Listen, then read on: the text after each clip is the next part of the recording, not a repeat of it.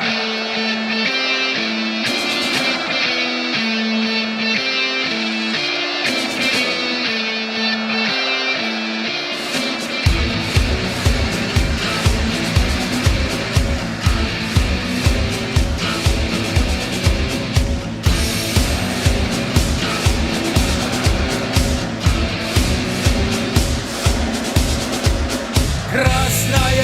армия, доблестный флот, непобедимый, как наш народ.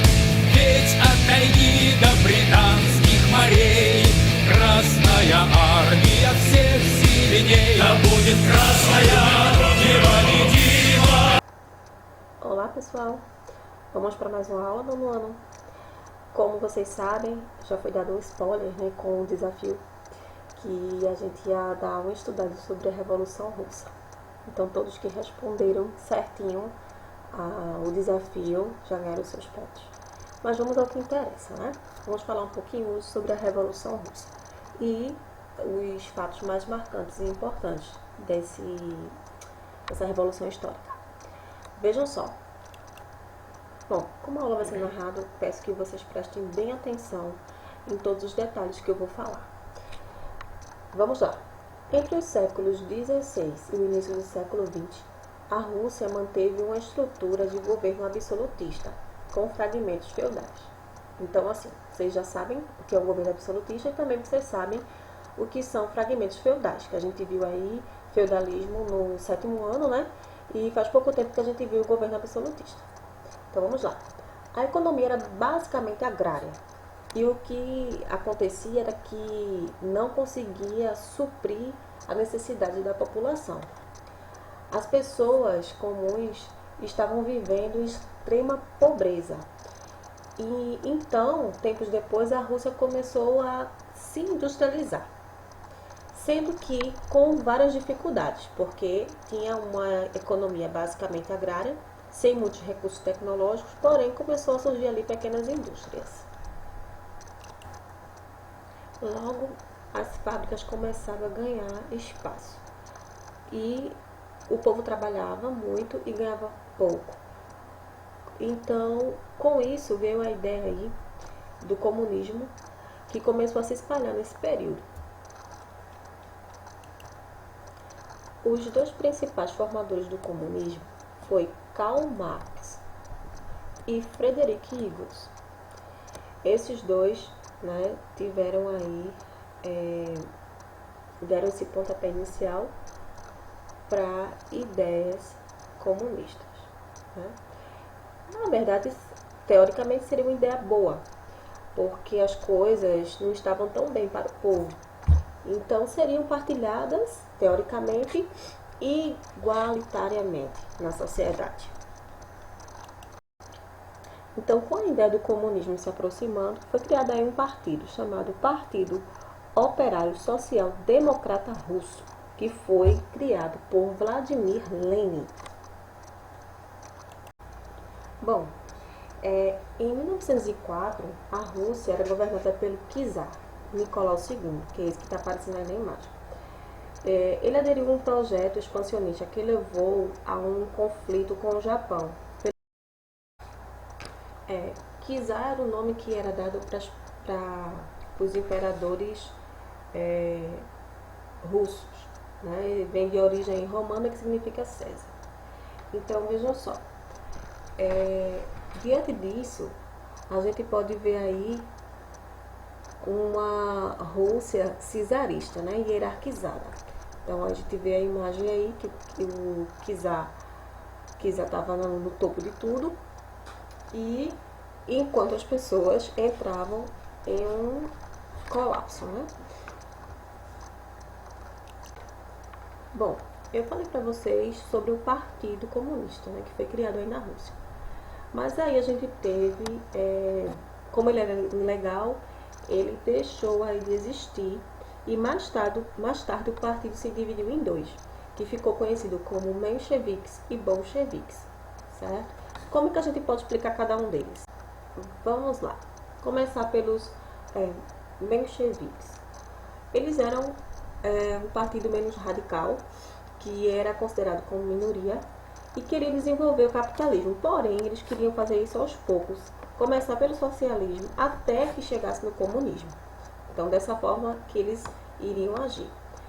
Os bolcheviques, né, que aí já tinham uma visão mais revolucionária, queriam uma guerra armada, queriam uma atitude rápida, se fosse preciso usar força, usaria, mas que chegasse no objetivo, certo?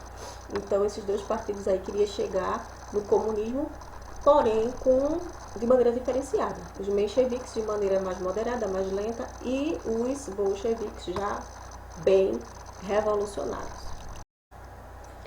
Aí a gente tem aí um resuminho prático para vocês darem uma olhada, certo? E fixar melhor. E a gente segue aí com os czar, mostrando que cada um implantou.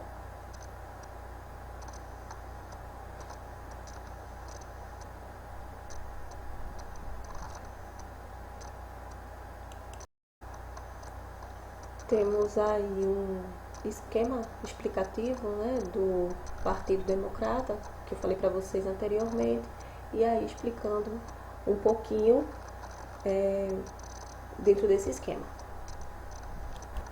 Bom, pessoal, aí tá um pouquinho, né, do resumo da guerra que os russos tiveram com os japoneses, que eu falei para vocês ali logo no início do vídeo, lembram? Então, prosseguindo. No dia 22 de janeiro de 1905, os operários em greve e suas famílias se dirigiram até o Palácio do Czar, lá em São Petersburgo, para entregar um documento com suas reivindicações em prol do direito de greve e também melhorias de condições de vida, redução também da jornada de trabalho, enfim. O que foi que aconteceu? O czar, no entanto, disponibilizou a sua guarda imperial para impedir esse movimento, e a violência foi empregada ali, e várias pessoas foram vitimadas, várias pessoas manifestantes morreram. Esse dia ficou conhecido aí como Domingo Sangrento. Bom, gente, lembra daqueles dois grupos que eu falei, né? Os bolcheviques e mencheviques, eles se separaram, eles se desuniram em 1912. Só um detalhe que eu esqueci de colocar lá atrás, eu estou acrescentando aqui agora, que eu lembrei. Então, vejam só. Os bolcheviques começaram a defender publicamente a queda do czar e o fim da participação da Rússia na Primeira Guerra Mundial. E assim aconteceu. Eu falei para vocês, né, que a Rússia estava enfrentando várias rebeliões, greves, revoltas armadas, e isso em todo o país. Então isso fez com que ela também, né, acabasse ali a sua participação na Primeira Guerra Mundial, que eu já tinha dito para vocês anteriormente. Na verdade, a Rússia não estava preparada para uma guerra, né? Mas eu coloquei aí alguns motivos que fizeram com que ela saísse da Primeira Guerra Mundial. Enfim, prosseguindo. Temos aí a Revolução de Outubro, certo? Que aí tá como fevereiro, mas foi outubro. Então temos aí a Revolução de Outubro, certo? E o que foi determinado nessa revolução. Bom, em outubro de 1917, os bolcheviques, junto com os operários armados, conseguiram ocupar os principais pontos do palácio, né?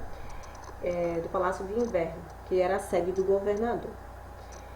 Aí, os soviéticos, sob a liderança de Lenin, Trotsky e Stalin,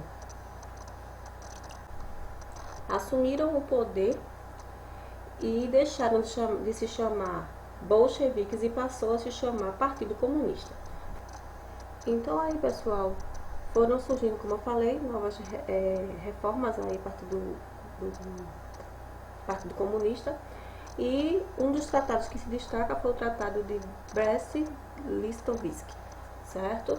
Que eu vou colocar aí o que é que ele determinava.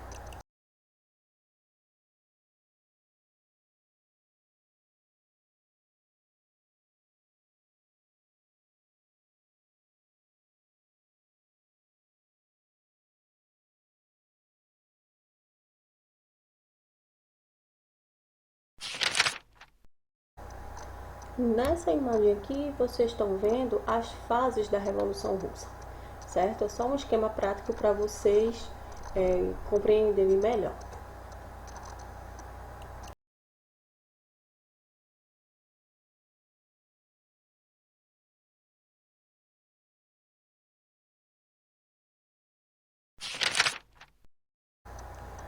Aí eu tenho uma nova política da Rússia, certo?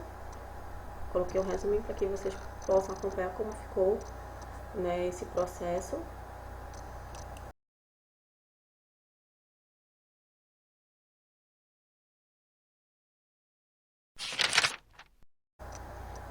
Aí eu tenho a morte de Lenin em 1924, né? E o que aconteceu com a Rússia após a sua morte, né? Como vocês podem ver aí, a Rússia se tornou uma república socialista, né?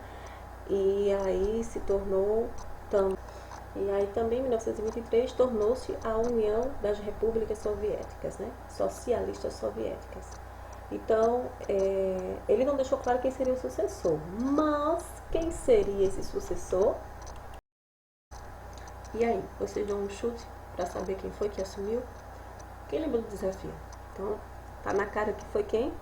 Stalin. Bom, então Stalin defendia um socialismo em um só país. A revolução deveria ser consolidada primeiro na União Soviética. Então, essa foi uma das mudanças que ocorreram aí.